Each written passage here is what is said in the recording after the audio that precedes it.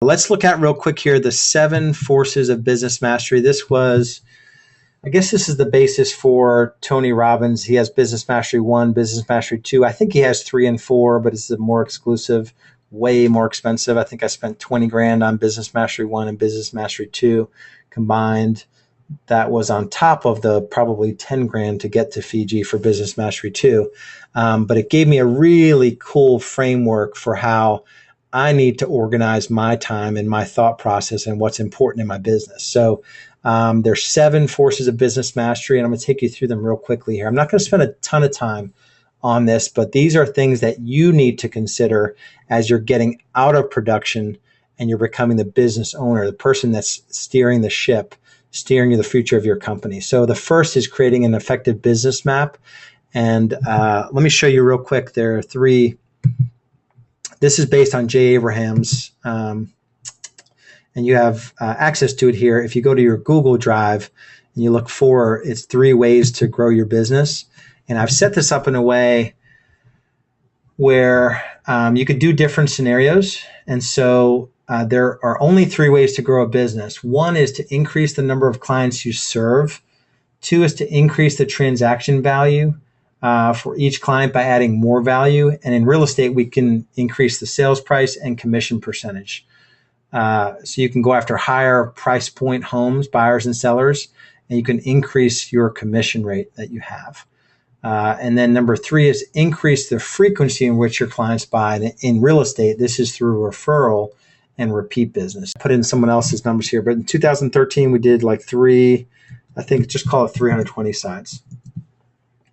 And then our average price point in 2013 was $237.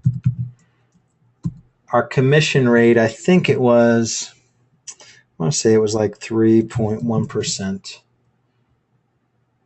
And then there's a trick with the referral rate that I'll show you, but these give you different scenarios. So say we only grew our transaction size by 10%. Say we got to 352 sides this year.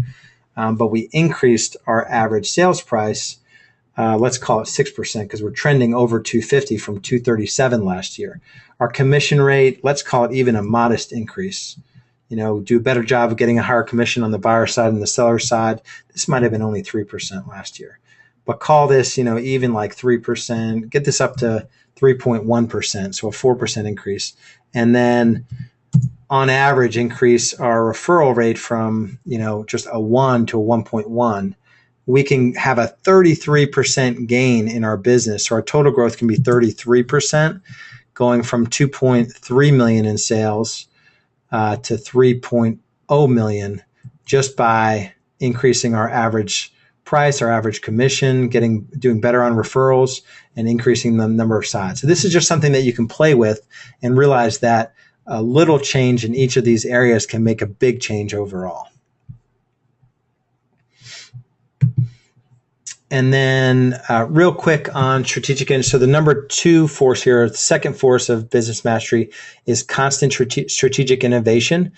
And we already covered this really. We know, or I know the industry is changing in big, big ways. And the question is, how will you respond? So some of it's technology, some of it's marketing, and some of it's systems and how you deliver your services. But just to be aware that you have to constantly innovate. This doesn't mean that you need to change CRMs or get different websites or any of that. But just to know that our market, our consumers are becoming more savvy and they're expecting more from us as real estate professionals. Number 3 is constant and never-ending improvement. So that's CANI. I guess that's a Tony Robbins term. Constant and never-ending improvement of world-class marketing. You have to outmarket your competition. This is one of the activities that I have not let go in my company. It's extremely dollar productive, is the marketing that we do. And then sales mastery, we talked about this, the pipeline and the 5 forces, the 5 key profit drivers that I just went through: lead to appointment to client to closing to raving fan.